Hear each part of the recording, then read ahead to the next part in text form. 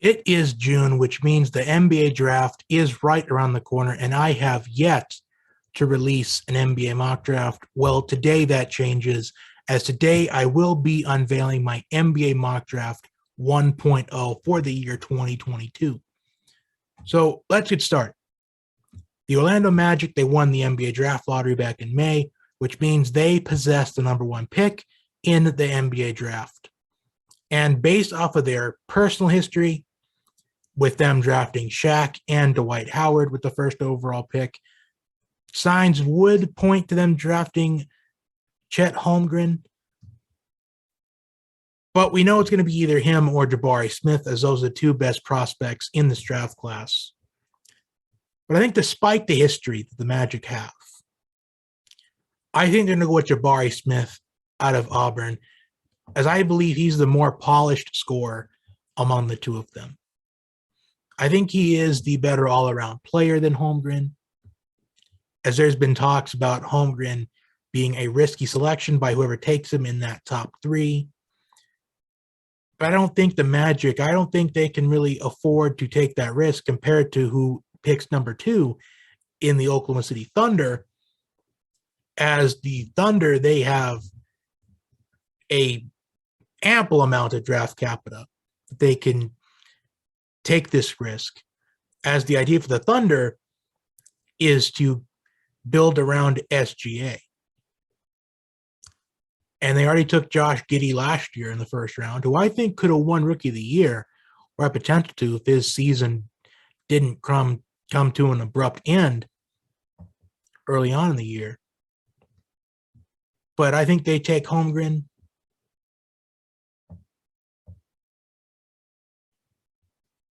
As they can afford to take that risk, as I mentioned already. So now that we got Smith and Holmgren out of the way, many would say this is where the real NBA draft begins, with pick 3 for the Rockets. And a pick like Jaden Ivey, that could be a good fit in Houston, as he can be a complement to Jalen Green, who they took in round 1 last year. But I think they got to go with Paolo Banchero, as I feel like they got to go with best player available at this point. As Banchero, he is the best prospect that is not Smith or Holmgren. So I think they go with Banchero. With the 4th pick, the Sacramento Kings are on the clock.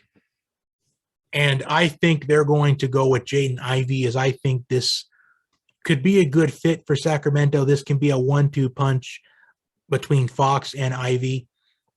I know that Fox is a point guard, and they list Ivey's a point guard, but Ivey, he can play at the shooting guard position, so he can play at the 2.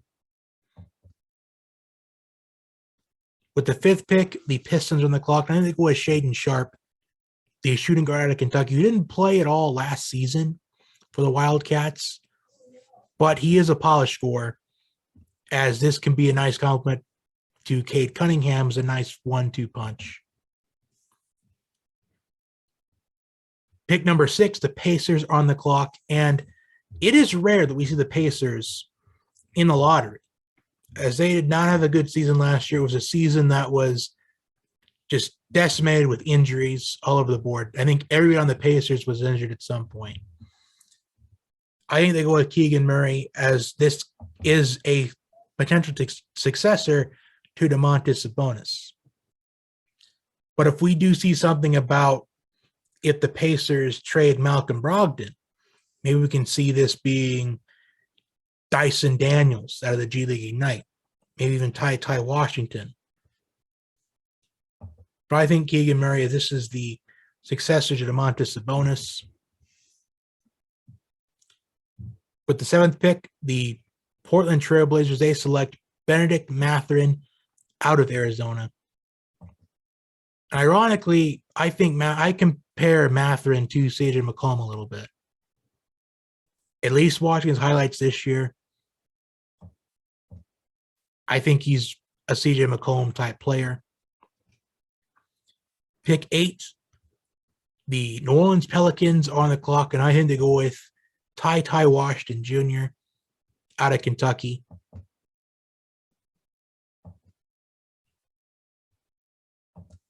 as they are desperate for a point guard, as is the team that picks after them. The Spurs, they select Dice Adams of the G League Ignite, as I think this can be a good fit for the Spurs. Well, I would not be surprised if they took Johnny Davis with the ninth overall pick. But with the 10th overall pick, I think the Washington Wizards, they take Johnny Davis with him still being on the board.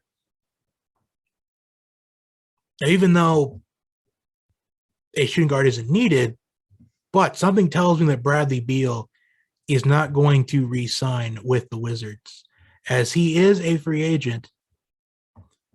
So I think they go with Big Ten Player of the Year Johnny Davis as a successor to Bradley Beal. I think Bradley Beal, he signs on with a contender in the offseason once free agency begins. Pick number 11. The New York Knicks are on the clock, and they go with best player available, not only for what they are needing, but I think best player available on the board, period, at this point. And that is Jalen Duren, the center out of Memphis. As Jalen Duren, this is a perfect scenario for the Knicks. They get the first center off the board in Duren. With the 12th pick, the Thunder, I think they go with best player on the board, and that is A.J. Griffin, the small forward out of Duke. So right now, the Thunder, with their first 2 of 3 first-round draft picks, they go with Chet Holmgren, and they go with A.J. Griffin. They pick again at pick 30, the end of the first round. With the 13th pick, the Charlotte Hornets. I know this isn't a need for them, but I just think with his wingspan, I think this is going to be very helpful for the Hornets. And I do think about 3 years from now, when people start doing their redrafts, the 2022 NBA draft, I think a lot of teams are going to wish they took Tari Eason in the top 10. So I think this could be a massive steal for the Charlotte Hornets, as this is the final pick of the lottery portion of the NBA draft with the Cleveland Cavaliers, and I think they select Nikola Jovic. So I think this is going to be a good pick for the Cavaliers based off of his size and stature.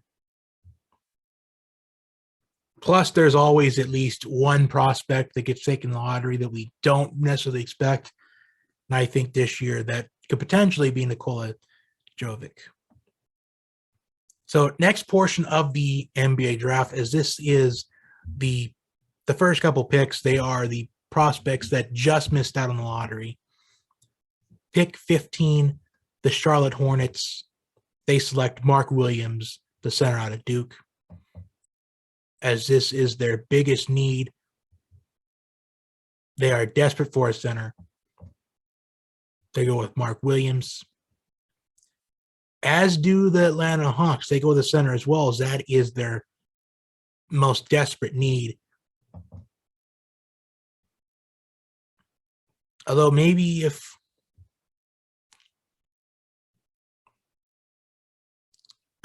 they trade Kevin Huerter or something, I would not be surprised if that Kevin Huerter got traded at some point from the Hawks. But I just think with their Eastern Conference final run from last year, I think they don't want to hurt that chemistry. So they go with Walker Kessler out of Auburn, the North Carolina transfer, who had a really strong season for the Tigers, him and Jabari Smith both, as Auburn was the number 1 team in the country for quite some time during last season. Well, this season, I should say. Pick 17, the Houston Rockets. They get their point guard, and they select Kennedy Chandler out of Tennessee. Although I would not be surprised if they took Dalen Terry, possibly. And speaking of Dalen Terry, the next selection, the Chicago Bulls, I think they take Dalen Terry. Oh, they could go with a shooting guard. But Dalen Terry, I think, is the perfect scenario here for the Bulls, as if Zach LaVine leaves, then Dalen Terry can line up at the 2. And they could take a point guard maybe later on in the draft.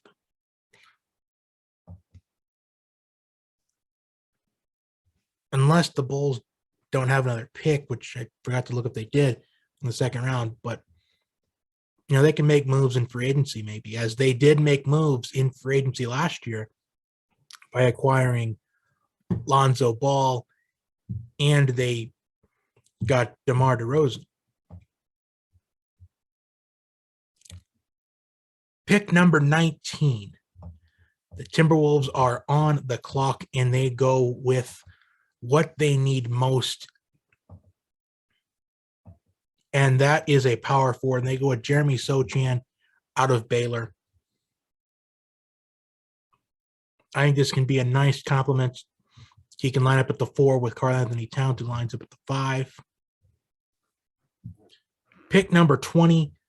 The Spurs are on the clock for their second pick in the first round, and they go with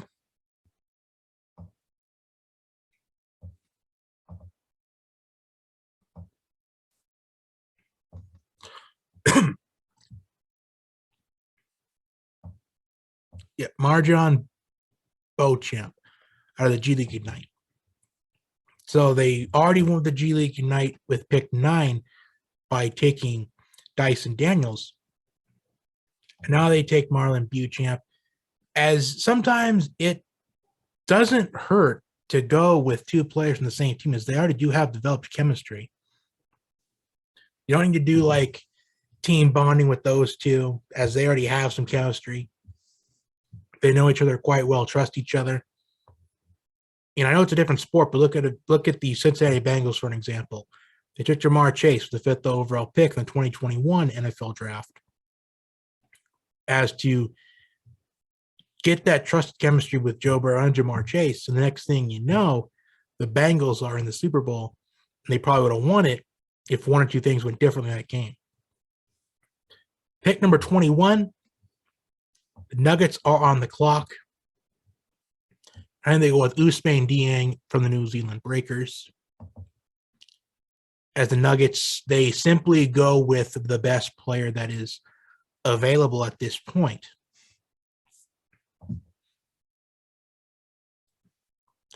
Pick number 22, the Memphis Grizzlies, they get potentially a massive steal here in Malachi Branham out of Ohio State. As he's not necessarily the best scorer in this draft class, but he is pretty efficient, almost 50% efficiency, which I think this can be a nice 1-2 punch with John Morant and Branham in the near future.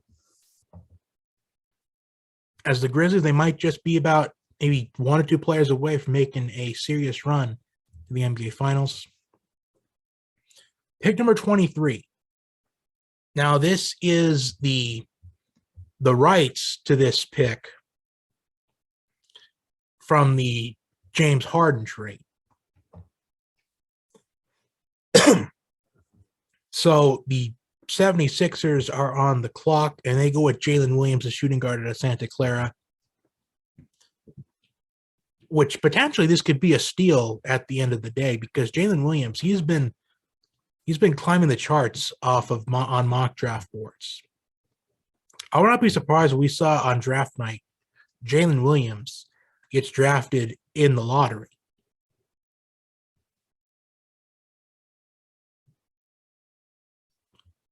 As he has been climbing up on the boards as far as mock drafts are concerned. So this can be a potential steal here in Jalen Williams. Next, got the Milwaukee Bucks on the clock. And they go with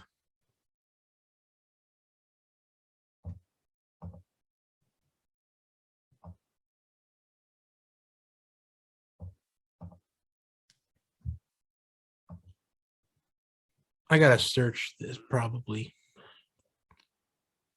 See where he's at here.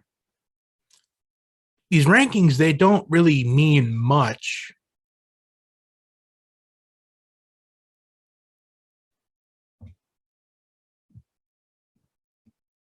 So I just got to search for him. Yeah.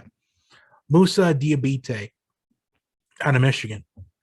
I don't know why he's rated so low. As we always see, prospects that are so low in like at least rankings, they could be drafted so high. I don't know why he's the 72nd overall prospect here, which I don't think that's the case. I think he can be a late first round pick, which I have him right here in this mock draft, or early second.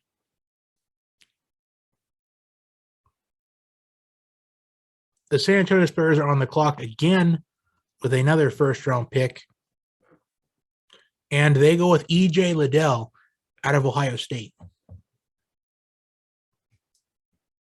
I think this is the best player available as far as what their needs are concerned. Is E.J. Liddell. He was really great at getting to the basket in his last 2 years at Ohio State, as I watch a lot of Ohio State basketball games these past couple of years. And E.J. Liddell, he was an absolute monster on the court. Pick 26, the Dallas Mavericks, they select Bryce McGowens, the shooting guard out of Nebraska. And I think Bryce McGowens, I think this is the ideal slot where he could be drafted, not necessarily by the Mavericks, but in the late first round. As Bryce McGowens wasn't really talked about that much last season, well, this past season, mainly because of him playing at Nebraska, where Nebraska is not known for basketball. But I believe Bryce McGowens is the best recruit that Nebraska basketball has ever gotten in program history. Pick 27, the Miami Heat, they go with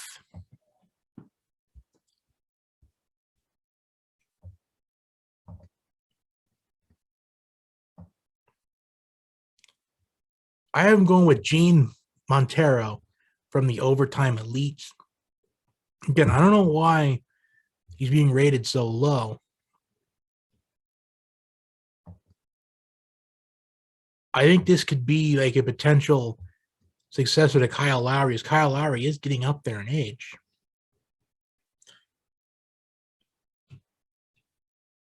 But the 28th pick, the Warriors are on the clock, and they go with Hugo Besson from the New Zealand Breakers. I saw some highlights of him last week, and he looks like a great scorer. He can always drive to the basket, as this just adds in even better depth for Golden State.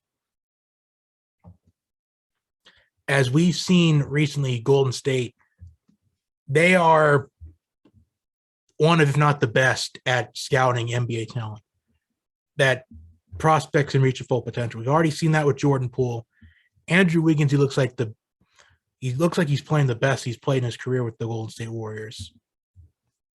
They took a shot on Steph Curry, as many said he was too small to play in the NBA. They took a chance on him. He is now, according to a lot of people, the greatest shooter of all time. Pick number 29, the Grizzlies are on the clock.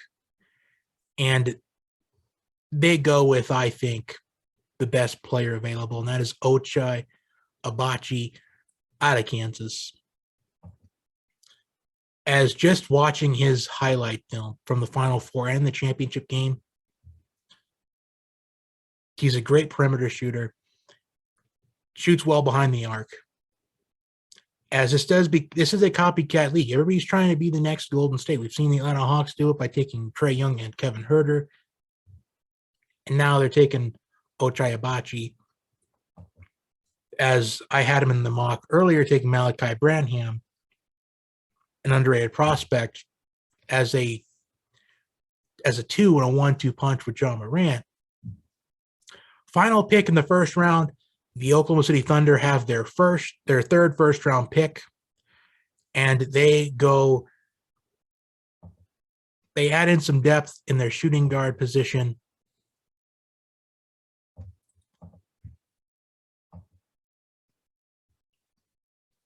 As they go with Blake Wesley, the shooting guard out of Notre Dame.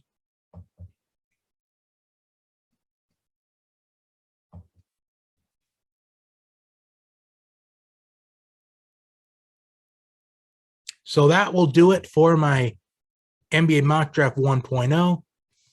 for a review. Here's who all the picks are.